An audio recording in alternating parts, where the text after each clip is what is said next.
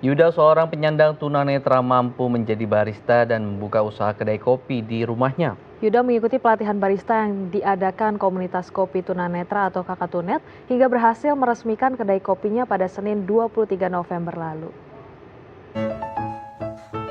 Inilah Yuda, seorang barista tunanetra yang terampil meracik kopi di tengah keterbatasan penglihatan.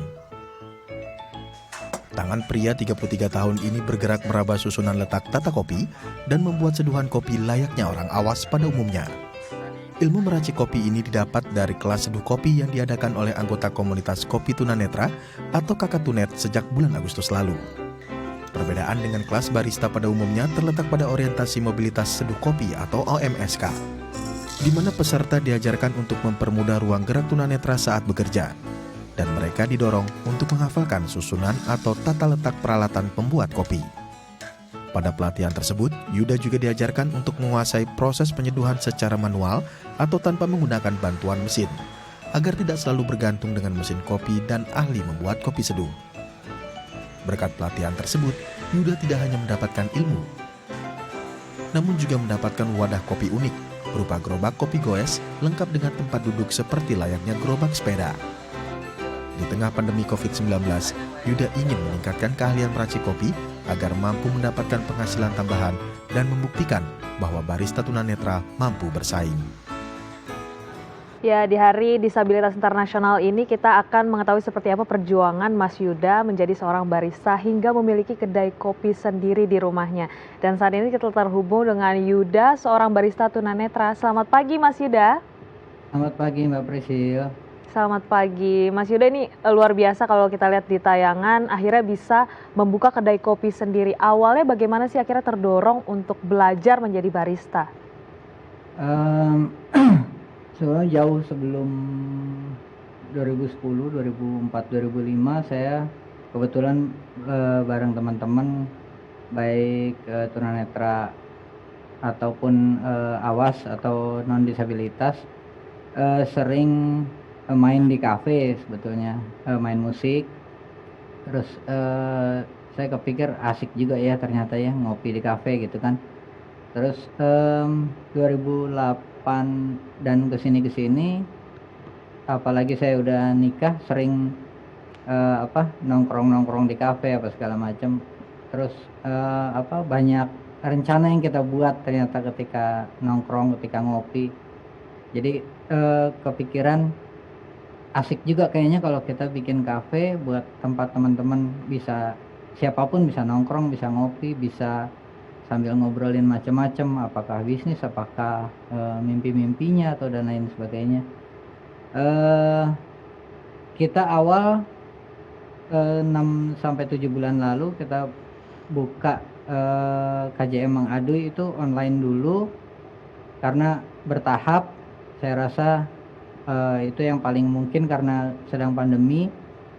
Lalu 1-2 bulan kemudian ketemu sama teman-teman yang tergabung di Kakatunet atau komunitas kopi tunanetra yang akan mengadakan kelas seduh kopi lagi. Di bulan Agustus 2020 saya ikut pelatihan kelas seduh kopi. Lalu bulan Oktober, sekitar bulan Oktober itu diinformasikan bahwa ada rencana membuka kopi goes atau kopi yang digerobak di sepeda itu. Salah satunya saya ikut tertarik juga gitu kan, asik juga kayaknya, unik gitu kan. Lalu disusun rencana dan lain sebagainya. Singkat cerita, November pastikan bahwa saya membuka gerobak kopi goes dengan didukung oleh teman-teman Kakatunet dan barista tunanetra yang lain. Jadi ini wujud dari mimpi aja sih sebetulnya ya, simpelnya gitu sih. Akhirnya kesampaian ya untuk bisa punya kedai sendiri. Tapi kan prosesnya panjang begitu ya sampai akhirnya bisa menjadi barista gitu.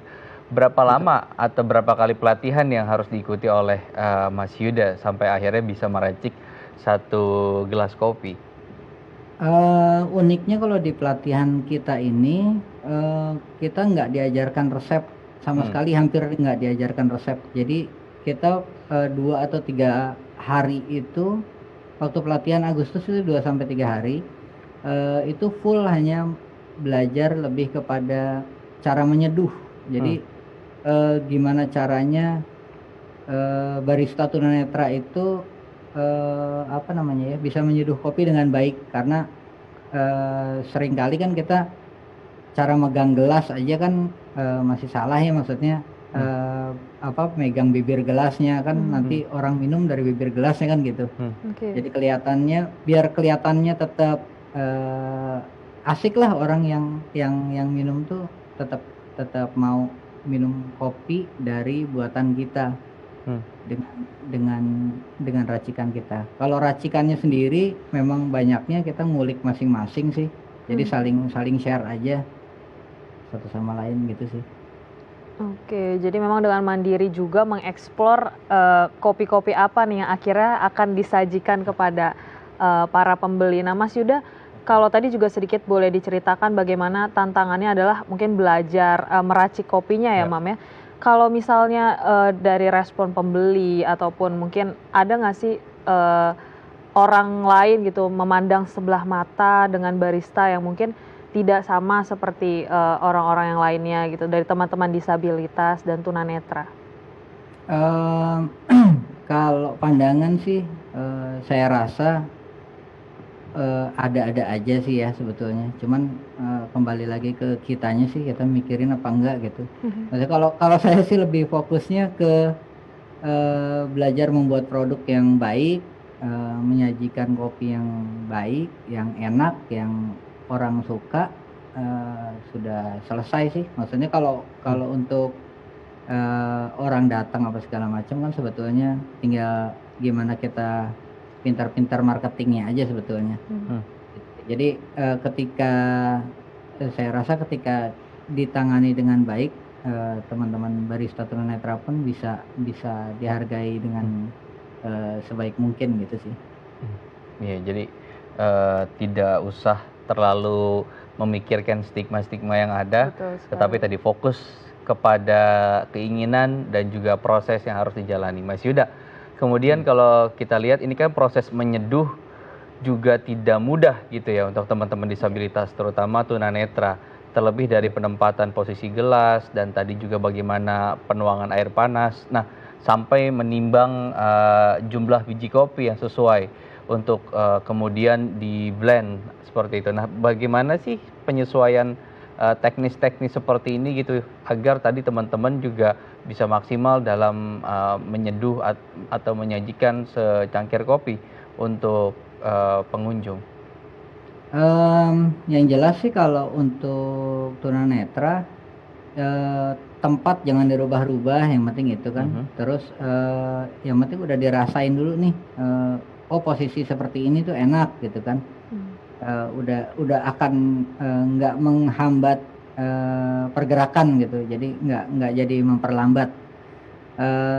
Kalau untuk penimbangan apa segala macam biasanya kalau yang saya lakukan, kita timbang dulu sebelum meracik nih. Jadi, misalnya dihafalkan, oh iya 1 sendok ini, 8 gram atau 9 gram. Nanti kalau 2 sendok cobain betul nggak tetap tepat 8 atau 9 gram atau enggak. Nah itu kurang lebihnya kan nggak terlalu jauh sebetulnya. Hanya paling lebih segram atau kurang segram, tapi bisa dirata-rata gitu. Ya lebih ke trik-trik aja sih sebetulnya. Oke. Oke, Jadi lebih ke mengeksplor bagaimana yang sesuai Ya. dengan tadi ya teknis-teknisnya. Baik, Mas Yuda, terima kasih sudah memberikan inspirasi. Semoga juga teman-teman disabilitas lainnya bisa ikut terinspirasi dan mandiri seperti Mas Yuda dan memiliki kesempatan yang sama. Tetap jaga kesehatan dan selamat kembali beraktivitas, Mas Yuda. Siap, terima kasih. Ya pemirsa, usai jeda kita akan menghadirkan informasi menarik dan inspiratif lainnya. Tetap bersama kami di Halo Indonesia.